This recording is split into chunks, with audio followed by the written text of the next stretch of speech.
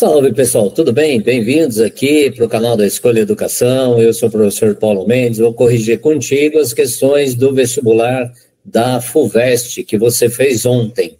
Né? Ontem, na verdade, né, assim, espero que tenha dado tudo certo. Não foi ontem, hoje é segunda, né? Foi domingo, tá certo. Então, bora lá, ó. Eu vou corrigir as questões 2, que está falando lá sobre garimpo na região amazônica, que é uma análise de gráfico. A questão 25, que é uma questão clássica de cartografia, está tratando de escala. A questão 26, né, que é um mapa, análise de mapa, que fala sobre as rotas comerciais. A questão 40, que está mais, né, é uma questão mais ligada à sociologia, está tratando lá do ODS 5, que é de igualdade de gênero. As questões 49 e 50, que falam sobre biomas, né? A questão 51 fala sobre clima, ilhas de calor, e a questão 53 volta a falar de clima, mas aí falando de amplitude térmica. A questão 68, que é uma questão também de análise de gráfico, né? Sobre atualidades, aí vai falando sobre o PIB e produção científica nos lugares. A questão 81, que é uma questão clássica de geografia da indústria, né? Está falando de industrialização brasileira, fatores locacionais da indústria, e a questão 88, que aborda uma regionalização africana, mais especificamente o Sahel. Então, bora lá. Primeira questão está colocando para a gente o quê? Analise na figura a seguir os dados referentes às áreas de garimpo, né? Garimpo ilegal. E aí o que está sendo pedido aqui, ó? A partir dos dados apresentados, né, e da realidade socioambiental na Amazônia. Então, eu tenho um mapa, né, do estado do Amazonas e aí eu tenho o quê? Né? Na verdade, não só do estado, né, está pegando aqui trechos maiores, está falando da Amazônia floresta. Né? É correto afirmar o quê? A gente tem na região Caiapó 70%, Mundocuru, né, 39%, Yanomami 69%, garimpo até 500 metros d'água, e depois garimpo a partir de 500 metros de água. Então, 30%, 61% e 36%. Vamos lá. Aí a primeira questão está dizendo assim para a gente, os territórios indígenas nas áreas mais desmatadas da Amazônia, né, os territórios indígenas encontram-se nas áreas mais desmatadas da Amazônia. Não, muito pelo contrário. O que a gente tem? São umas áreas mais preservadas. O garimpo ilegal representa alto risco para as populações humanas e animais em geral, pelas contaminações das águas, né, usa muito mercúrio, e dos alimentos por substâncias usadas na garimpagem, e porque tal atividade ocorre em áreas ainda muito preservadas, aumentando o impacto ambiental. Como está falando aqui de área indígena, né, esta segunda afirmação é a afirmação correta, ok? Porque ele está dizendo lá, ó, que ocorre em áreas ainda muito preservadas, aumentando o impacto, sem dúvida. Por que não é a letra C? O garimpo ilegal na região amazônica não produz impacto, né? Ou não produz tanto impacto. Já descartei. A proximidade dos corpos d'água deve ser as questões estratégicas e não ao garimpo ilegal propriamente dito, pois este é de baixo impacto. Não existe garimpo, né, de baixo impacto, ainda mais garimpo, né, colocado dessa maneira. E a última, a relação entre garimpos e corpos d'água ocorre de forma indireta. Imagina, ocorre de forma absolutamente direta, né? O pessoal está pegando água, está jogando ali na água e está utilizando a água muitas vezes como jato, né? Para desbarrancar algumas áreas para poder garimpar, né? Ou faz dragagem direto no fundo dos rios. É dessa maneira que acontece. Então, questão 2, alternativa B, espero que você tenha acertado. Questão 25 é uma questão de cartografia clássica, né? Pegando escala. Eu não gosto desse tipo de questão. Confesso a você que, assim, para mim, né, uma questão dessa no vestibular, de geografia, não mede nada, não mede o seu conhecimento em geografia. Isso aqui é um conhecimento que é cobrado dos alunos, normalmente do 7º ano, do ensino fundamental 2, né? Ou dos anos finais. Historiadores encontraram um mapa antigo onde não era possível identificar a escala do mapa. Com algum esforço e apoio dos geógrafos, foi possível avaliar a distância no mapa entre duas localidades como sendo de 20 centímetros. Buscando elementos na paisagem, foi possível identificar a distância entre elas como equivalente a 40 quilômetros. Gente, aqui Não, vamos resolver. Eu sou da área de humanas, portanto, assim, não vou ficar fazendo todas aquelas equações que poderiam ser utilizadas para resolver isso e tem que resolver rapidinho. Então, se 20 centímetros corresponde a 40 quilômetros, cada centímetro corresponde a quê? A 2 quilômetros. 2 quilômetros correspondem a quanto? A 200 mil centímetros. Aí você falou assim, como é que eu fiz isso? Vamos pegar aqui, basicão. Então, se 20 centímetros no mapa são iguais a 40 quilômetros no real, ok? Então, aqui eu quero saber o quê? 1 centímetro. 1 centímetro vai valer um X, né? Um número qualquer que eu não sei. Usando regra de 3 simples, né? Então, eu vou ter o quê? 20x igual a 40 quilômetros, x igual a 40 dividido por 20, x igual a 2. 2 quilômetros, aí eu vou acrescentar o quê? 5 casinhas aqui, 5 zeros, né? Porque eu estou no quilômetro, eu quero chegar em centímetro. Então, eu vou passar pelo hectômetro, pelo decâmetro, pelo metro, pelo decímetro e vou chegar no centímetro, ok? Essa era uma questão basicona, né? Espero que você tenha acertado também. A alternativa B é a alternativa correta. Vamos adiante. Questão 26. Aí está dizendo assim, né? Tem lá. Atualmente, 80% do comércio mundial transita pelos mares, principalmente em rotas que passam pelos canais do Panamá e de Suez. Com a redução das calotas polares, novas rotas estão surgindo no Ártico. Mesmo com sua fragilidade ambiental, a região passou a ser uma nova fronteira para o comércio mundial. E aí está sendo dito aqui para a gente o quê? Uma coisa importante, Uma rota nordeste é de 15.793 quilômetros, via Canal do Panamá, né, que é uma rota noroeste, 16.100 quilômetros, e via Canal de Suez, 19.550 quilômetros. Vou marcar aqui essas informações. Aí vamos lá. Com base na leitura do mapa, né, vamos olhar só o mapa. A rota que liga Murmansk a Churchill. Então, Churchill está aqui, Murmansk está aqui, na Noruega. Tá? E aí está dizendo assim, é vantajosa em razão da facilidade de não interferir na zona exclusiva. Está cruzando a zona exclusiva, então já descartei. Os percursos advindos das rotas noroeste e nordeste possibilitam maior estratégia geopolítica dos países pertencentes à região, que utilizam para isso todas as zonas turísticas. Aí, zonas turísticas, olha o que eu vou olhar aqui, zona turística, né? Então, eu tenho vários trechos de zonas turísticas como sítios para bases militares. Olha, está falando de zona turística, mas não tem base militar na zona turística, portanto, já descartei. A rota nordeste, que liga Roterdã a Xangai, aumenta a distância percorrida pelas rotas marítimas e ainda pode ser ameaçada pela ampliação da cobertura, né, de gelo. Ele está falando aqui da rota nordeste. Bom, essa rota nordeste, né, a gente vai ter aqui, um trechinho que está vindo aqui, a outra que está vindo, né? Então, o que eu vou ter aqui? Está dizendo que vai aumentar a distância. Não vai aumentar a distância, tá? E aí, vamos lá, a rota noroeste, que liga a Ásia. Então, eu vou ter, nesse trecho, vamos pegar aqui, vamos pegar as rotas bonitinho. Rota noroeste, está em preto aqui, né, contínuo. Essa é a rota noroeste. A rota nordeste, vamos pegar aqui, a rota nordeste é esse trecho que está passando aqui. Ambas estão passando pelo Estreito de Bering. Então, a rota noroeste que liga a Ásia e a América é um percurso consagrado pelo tráfego marítimo intenso, por sua menor distância.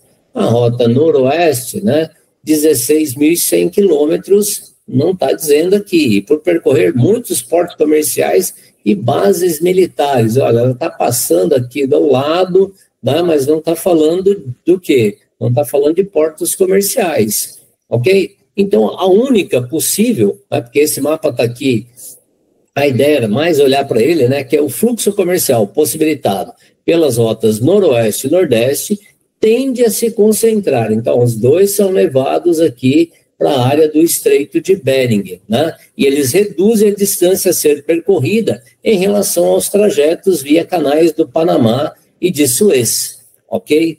Eu não comentei antes, mas essa é a prova V1, né? Porque quem está fazendo, quem fez as provas, os outros modelos, pode ser que essa alternativa tivesse mais acima. Mas essa é uma questão só para tomar tempo, Né? Por quê? Porque ela está trabalhando. Eu gosto da questão, está bem elaborada, né? Mas de toda maneira, assim, é uma questão que dependeria basicamente, ou única e exclusivamente, de olhar para os traçados e aí respeitar a limitação. Quando está falando aqui da Rota Nordeste, 15.793 quilômetros, e da Noroeste, 16.100, frente a do Canal de Suez de 19.500, né? Aqui está dizendo que está reduzindo a distância em relação aos trajetos via canais do Panamá e de Suez. Essa alternativa, né? Espero que você tenha acertado. Bora adiante, questão 40. A questão 40 está pedindo para a gente o quê? Com base no exposto no texto, né? É correto afirmar que atingir a igualdade de gênero é uma das metas do Objetivo de Desenvolvimento Sustentável, ODS de número 5 da Agenda 2030, adotada pela ONU em 2015. No cenário esportivo, é possível identificar alguns avanços em relação ao alcance dessa meta, conforme reconheceu a jogadora brasileira de futebol, Marta. Quando as atletas do sexo feminino têm a chance de se destacar, os resultados são enormes. E, para isso, a Copa do Mundo Feminina de 2019 foi realmente uma virada de jogo. A audiência global do torneio ultrapassou 1 bilhão de pessoas. Tá? Então, aí, ele segue dizendo o seguinte: a Olimpíada de Paris de 2024, por sua vez, estabeleceu pela primeira vez na história a paridade de gênero em todos os esportes olímpicos, com 5.250 vagas destinadas a cada sexo. Apesar das conquistas, o caminho rumo à igualdade de gênero continua. Então, vamos lá. Letra A. As práticas esportivas devem ser consideradas como práticas sociais, pois claramente refletem em sua realidade as potencialidades e os retrocessos. Até aí, né, tudo bem. Sendo assim, as mulheres já atingiram o mesmo nível de destaque? Sabemos que não. Então, já descartei a letra A. Os grandes eventos esportivos conferem às mulheres uma visibilidade, muitas vezes camuflada na sociedade. Ok? A visibilidade gerada para os atletas em cenário esportivo, a partir de grandes eventos, demonstra o quanto elas já atingiram em totalidade seu status social. Claro que não, né, gente? E aí, né, não dá para marcar isso. As mulheres atletas têm, né, vagarosamente alcançado mais possibilidades de inclusão e participação junto ao mundo esportivo. Porém, a igualdade de gênero ainda se mostra uma meta distante de ser alcançada quando se observa a baixa proporção de mulheres ocupando cargos de gestão e liderança no cenário esportivo. Está aqui a alternativa correta. Ok? Basta olharmos aí, né? Se nós pensarmos em termos de Brasil, quantas mulheres ocupam cargos de destaque nos clubes, né? Nós temos o caso do Palmeiras, aqui em São Paulo, que tem uma mulher na presidência, mas assim, esse é um fato raríssimo, né? O mundo esportivo não tem implicação direta junto ao alcance das metas dos ODS. Como não? O mundo esportivo faz parte desse cenário, né, no qual estamos inseridos. E a letra E, o esporte tem sido um importante fenômeno de promoção das mulheres, mas sua influência é limitada à prática profissional de modalidades esportivas mais populares, né, sem potencial de contribuir para a igualdade. Também está errado, né, quando se diz aí que não tem potencial de contribuir para a igualdade de oportunidades e por aí vai, ok? E quando está falando também que a prática é limitada a determinadas modalidades, né, não é fato isso também. Ok? Questão 48. A questão 48 é uma questão de análise de gráfico. Então, está dizendo assim, ó, tá? A partir dos dados dos gráficos, o que os gráficos mostram? Evolução do abate de bovinos no Brasil por trimestre e evolução da participação de machos e fêmeas no abate de bovinos, né, no Brasil por trimestre. Então, no mesmo período, 2019, aqui está falando no geral, tá? O gráfico de baixo está falando entre machos e fêmeas. Né? Ok, vamos lá. No primeiro trimestre de 2023, a diferença entre as quantidades de machos e fêmeas abatidos foi menor do que a do primeiro trimestre de 2019. Então, vamos pegar aqui o primeiro tri de 2023, né? Primeiro de 2019. A diferença entre as quantidades foi menor. A diferença entre as quantidades foi menor? Não, a diferença foi maior. Né? Então, já eliminei. Letra B. No primeiro trimestre de 23, a quantidade de fêmeas abatidas foi de aproximadamente 2 milhões. Primeiro trimestre de 2023, 2 milhões? Não, né? Você percebe aqui, ó, que está maior esse número, não são 2 milhões. Letra C, no primeiro trimestre de 2021, e 2022, a diferença entre a quantidade de machos e fêmeas abatidos foi igual, né? Então, você vai pegar aqui, ó, 2021 e 2022. Se é 36 para 39, não foi igual, tá? Então, a letra D. No primeiro trimestre de 2024, a quantidade de fêmeas abatidas foi de aproximadamente, né? Aqui, ó, primeiro trimestre de 2024, aproximadamente 4,3 milhões. É essa a alternativa correta, tá?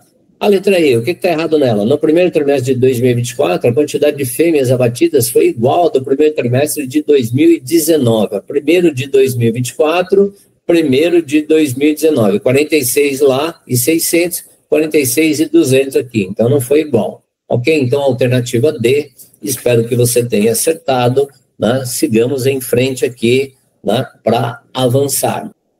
Bom, então vamos lá. Questão 49. O que a questão 49 nos traz? Ela nos traz umas imagens de satélite e ela pergunta assim, ó, com base na análise temporal das imagens, assinale a alternativa que apresenta, respectivamente. Então, o que a FUVEST está te pedindo? O bioma, né, que corresponde à região do Mato Piba, MA Maranhão, TO Tocantins, PI Piauí, BA Bahia. A atividade econômica, então, na bioma, atividade econômica e impacto ambiental negativo, ok? Então, vamos lá olhar por que o texto está dizendo, ó. A área, as imagens de satélite que indicam o desmatamento de 12 mil hectares no município de Formosa do Rio Preto, na Bahia, na região do Mato Piba, composta pelos estados tarará. Então, aqui, vamos lá. Qual é a região, qual é o bioma que está se falando? Tem muita gente que eventualmente vai achar que é a Caatinga por causa das características. Então aqui, ó, Amazônia, você já descartou, né? Você já descartou logo de cara porque está falando basicamente da região aqui, está pegando Bahia, está pegando Tocantins, Piauí, Bahia, né? E na realidade o Maranhão. Aí você descartou, vem Caatinga, pastagem e impermeabilização da superfície, né? Você já descartou também aqui por causa da questão da pastagem. Extrativismo e perda de biodiversidade. Galera, aqui, ó, o Mato Piba tem se destacado, né? Mato Piba em alguns lugares vai aparecer como Mapitoba, né? Ele tem se destacado pela questão do quê? Do desenvolvimento da soja, basicamente, né? Soja, algodão, na região do oeste da Bahia e por aí vai. São algumas culturas irrigadas, principalmente. E aqui, então, nesse caso, é a alternativa A. Cerrado, atividade agropecuária e processos erosivos, né? São esses os itens que têm afetado esta região. Então, o bioma é o cerrado e não a caatinga, como eventualmente alguns podem, né, ter marcado. Mas eu espero que você tenha acertado, principalmente pela atividade econômica. Mato Piba ou Mapitoba, né, é marcado, é trabalhado, né, normalmente nos materiais didáticos aí. Adiante, questão 50. Então, a questão 50 nos pede o quê? A descrição da paisagem impactada por ações humanas refere-se ao bioma. Então, tem uma caracterização do bioma, e aí vamos ver o que ele está nos dando, né, e o que ele está nos pedindo. Ele enunciado da questão. Então, neste bioma, a vegetação nativa apresenta-se intercalada por monoculturas de soja e arroz. Soja, centro-oeste, né, de monte, e no sul de monte. Arroz a gente vai encontrar basicamente no sul do Brasil, né? Tem algumas produções em algumas outras áreas, como no Maranhão, por exemplo, mas aí você não vai ter a grande expansão de soja aqui. Vamos lá, vamos adiante. Em alguns lugares, a vegetação campestre, vegetação de campos, portanto, já temos a indicação aqui, a vegetação de campos, né? É a região dos pampas. E aí, ela tem sido substituída por vegetação florestal formada por árvores de eucaliptos. Eucaliptus silvicultura, então está tendo reflorestamento lá. Em vários locais, observa-se a expansão de grandes áreas entre os solos arenosos. Galera, vamos lá. Tem dois grandes problemas ambientais acontecendo em biomas do Brasil. Na região Nordeste, principalmente na região da Caatinga, tem acontecido a desertificação, né, que é típico de área mais seca, de área semiárida, e no sul do Brasil tem acontecido a arenização, que é típica de lugar mais úmido. Então aqui, ó, né, esses solos arenosos ficam expostos e suscetíveis a uma intensa erosão. Então, nesse caso, né, e está tratando também que esse bioma é o menos protegido por unidades de conservação. Está falando de quem? Está falando dos campos sulinos, está falando das pradarias ou dos pampas gaúchos, ok? É esse o item, tá? E aí nós vamos em frente. Então, nós chegamos agora à questão 51. Olha só, a questão 51 é, de novo, aquela questão classicona de geografia. Né? Por quê? Porque a FUVEST trouxe para a gente o quê?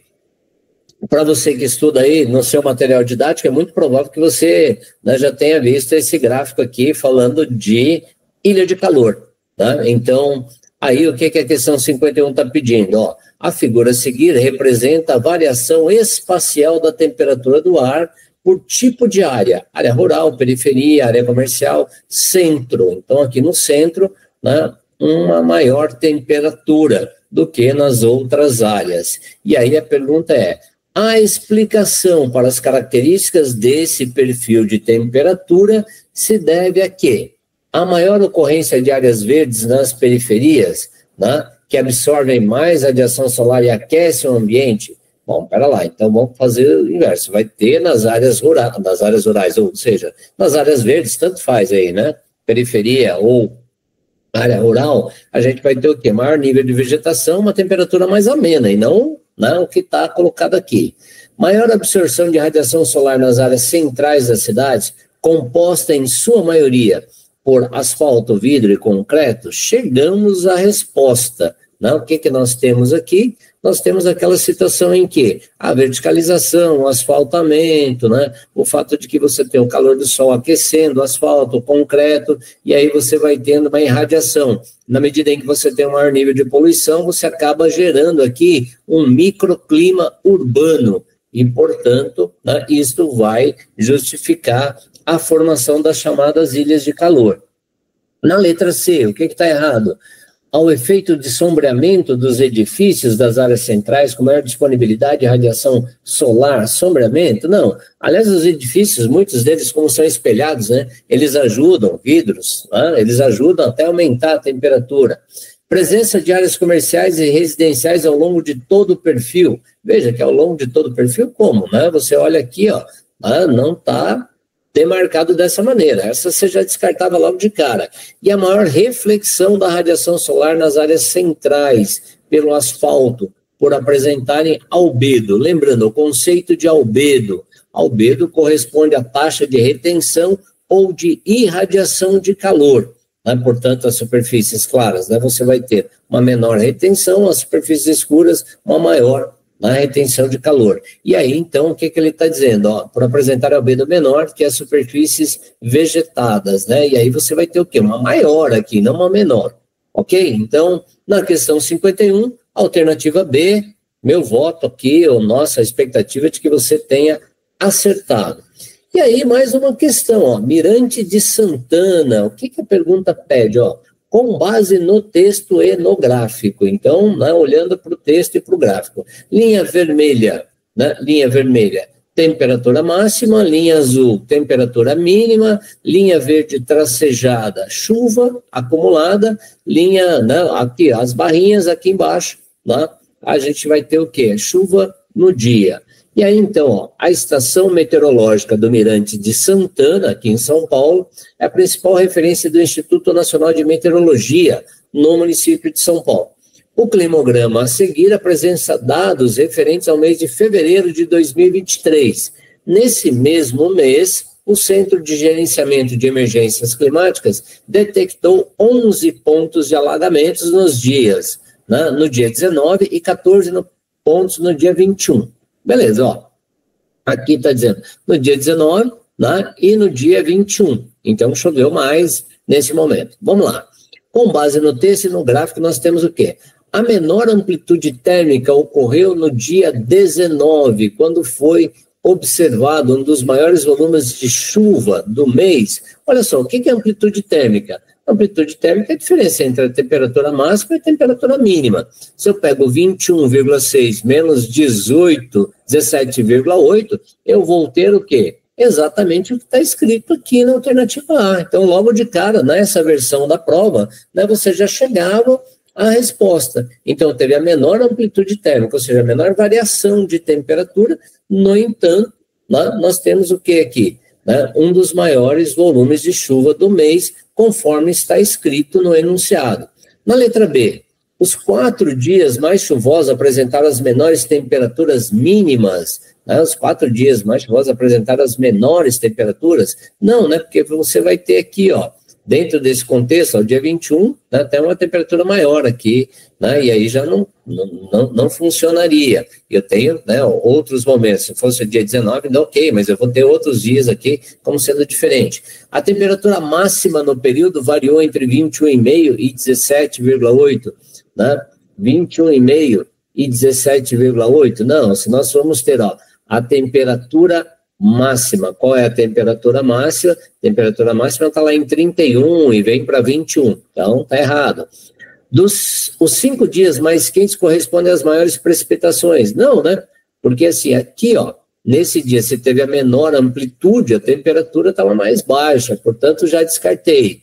E os pontos de alagamento nos dias 19 e 21 foram provocados pela chuva acumulada de 428 milímetros. Bom, você não precisaria nem somar aqui, porque se você olhar para a barrinha, você já vai ver que não deu 428 milímetros, porque você vai ter menos de 100 num dia e menos de 100 no outro, ok? Então, isso aí também já liquidou a questão. Essa é uma questão que daria só um trabalhinho de estar olhando o quê? De estar olhando para o gráfico, né, e de observar que, assim, é uma questão que, na minha análise, é uma questão bem tranquila de ser respondida. Talvez você tenha gastado um tempo para a interpretação do gráfico, mas só isso. Questão 54, a questão 54, né, ela está falando basicamente do quê? Ela está falando, né, de frequência de mosquitos, distribuição dos mosquitos. Né? Então, a distribuição dos mosquitos, a frequência de suas picadas e o tempo de eclosão de seus ovos são afetados pela temperatura, pluviosidade, velocidade do vento, além de outros fatores, né? Está falando aí sobre as mudanças climáticas e coisas do gênero. É uma questão que, né, tem aí na realidade, tem uma proximidade com a galera da biologia, que vai estar trabalhando isso também, né? Então tem uma leitura mais interdisciplinar. E aí ele está dizendo, né, o texto continua dizendo assim: o período, por exemplo, uma temperatura de 27 graus, o período de incubação dos ovos é de 10 dias. No entanto, a 37, esse período passa a ser de 7 dias, encurta. Né? Além disso, a intermitência das chuvas no final da estação do verão e os ventos calmos acentuam a proliferação e atuação do vetor. Ok? Então, com base no texto, o que a gente vai ter aqui? Olha só, logo de cara, a elevação da temperatura e o aumento das chuvas, somados ao desmatamento, à urbanização e à circulação de pessoas em várias áreas, potencializam ou potencializar, né, a expansão da dengue. Logo de cara, né, a alternativa correta já está lá nessa versão de prova. A letra B, o que está errado nela? A dengue é um problema nacional e está relacionado ao fato de que o Brasil, sendo um país tropical, com áreas de florestas, aspectos que, combinados à dispersão da população, contribuem para minimizar. Não, né? Não contribui para minimizar. Aí o erro está nessa situação. A proliferação do mosquito Aedes aegypti ocorre em áreas pouco povoadas nos centros urbanos? Não, em áreas muito povoadas, né? Tanto é verdade que é bem difícil combater ele se não houver um compromisso das pessoas em reduzir ali os lugares ou as áreas em que, né, você possa ter foco do mosquito. Letra D. No território brasileiro, as áreas com baixas temperaturas reduzem o tempo necessário para a eclosão dos ovos, aumentando a proliferação.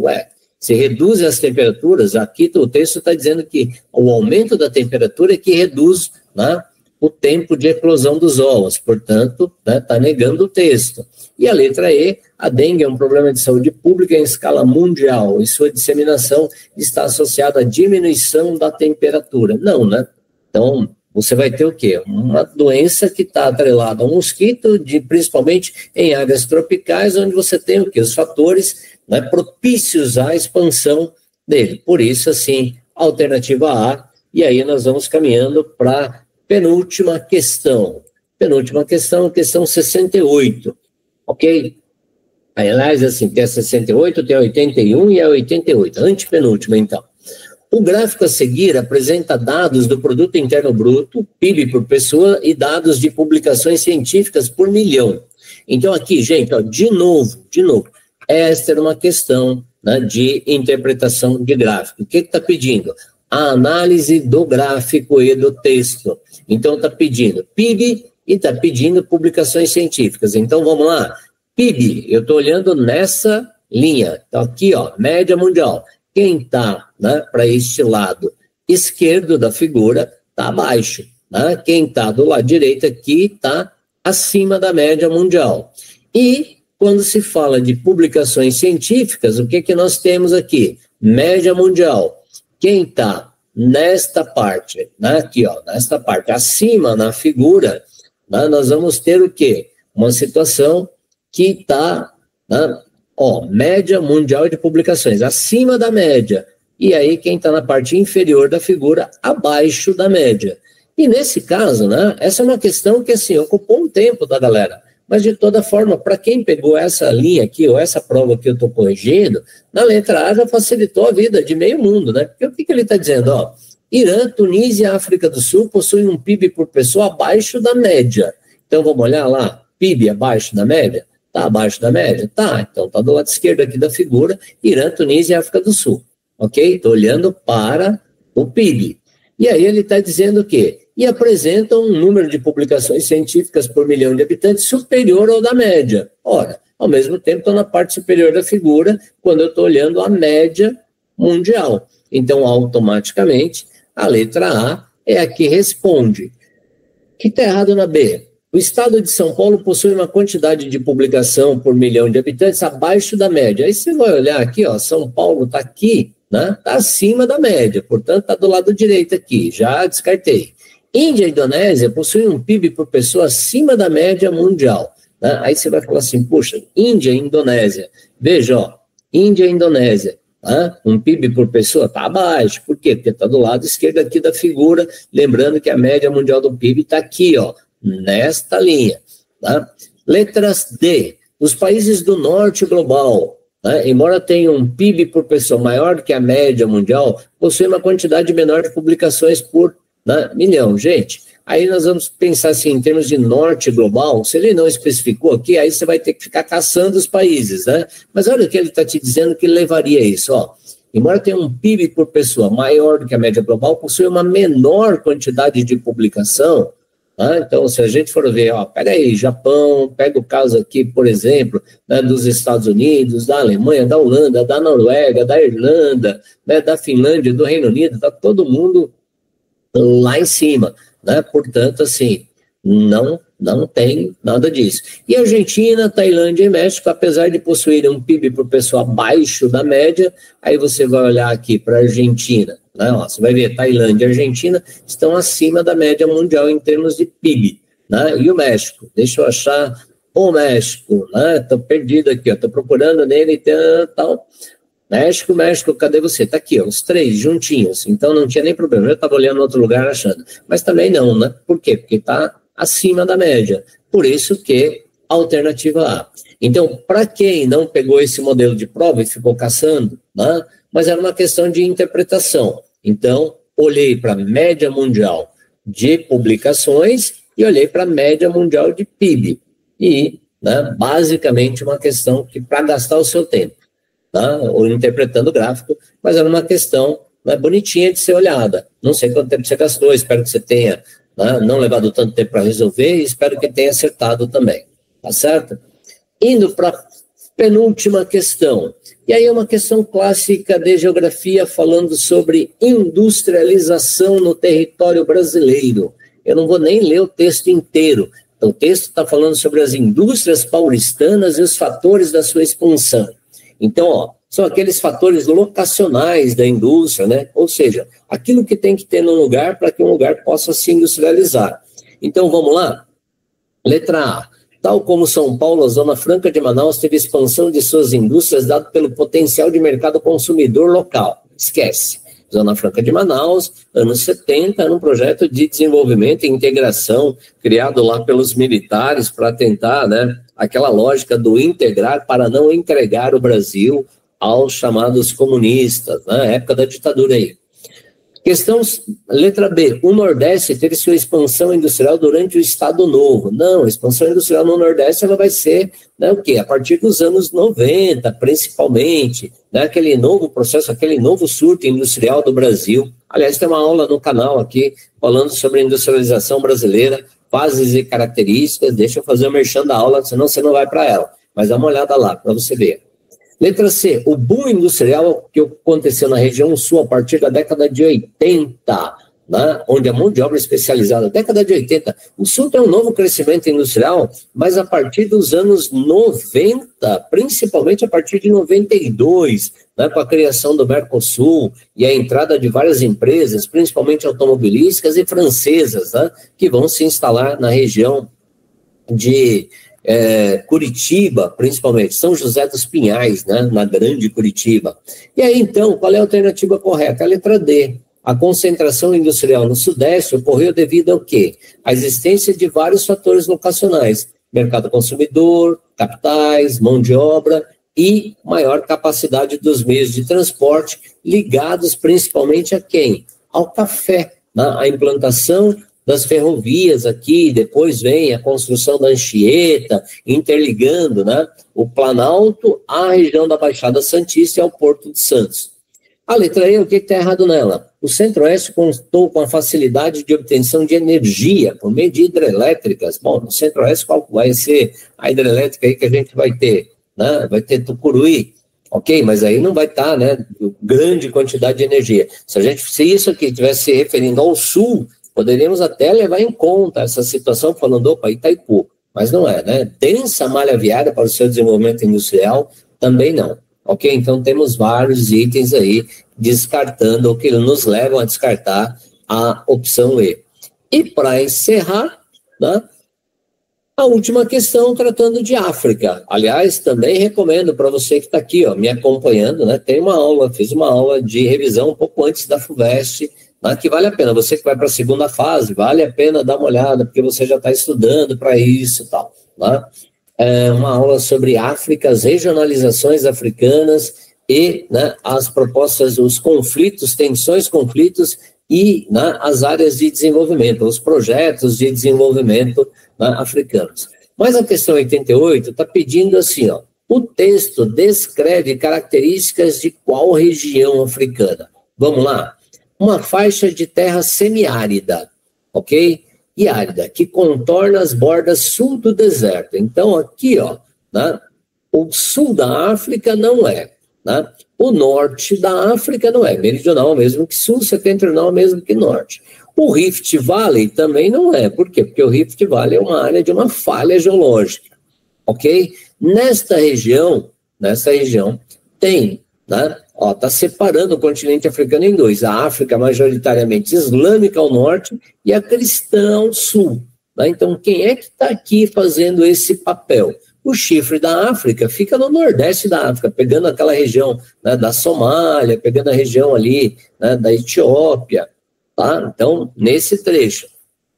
Então, de quem ele está falando? Ele está falando da região do Sahel, né, ou do Sahel, como queiram alguns. E o que é essa região? É uma zona de transição ecológica, né? É uma zona que vai pegar, né? Ela está ao sul do deserto do Saara e está, né, fazendo aqui uma separação entre o deserto e a região das savanas africanas. No Sahel tem várias crises de fome e miséria, mas também tem nos últimos anos, né, aí um projeto gigantesco que vem sendo construído nessa região, que é a chamada Grande Muralha Verde, que é uma tentativa dos países em conjunto ali de plantarem uma maior área de florestas nesta região para conter o avanço da desertificação.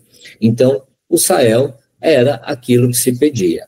Muito bem, para você que chegou comigo até aqui, eu agradeço a sua presença, agradeço aí, né, o privilégio de contar com a sua audiência. Vou te pedir de novo aquilo que é o básico, né? Se curtiu, né, vai lá, se inscreve no canal, divulga para os amigos e nós esperamos, sinceramente, nós professores aqui da Escolha Educação, esperamos que você tenha conseguido aí o número de questões suficiente para te levar para a segunda fase, né, e te aguardamos aqui, né, no nosso canal, com o conjunto de aulas que temos, né, para que a gente possa te ajudar também nesse processo. Se você não conseguiu, aí é uma outra coisa, ó, vamos lá, não baixa a cabeça não, né, começa a sua preparação de novo, que vai dar certo, é só uma questão de estar insistindo. Eu sei que é difícil nesse momento, né, de repente não ter conseguido, mas tem outros vestibulares, né, outras possibilidades. Valeu, obrigado, né, fiquem bem e até um próximo encontro aqui no canal da Escolha Educação.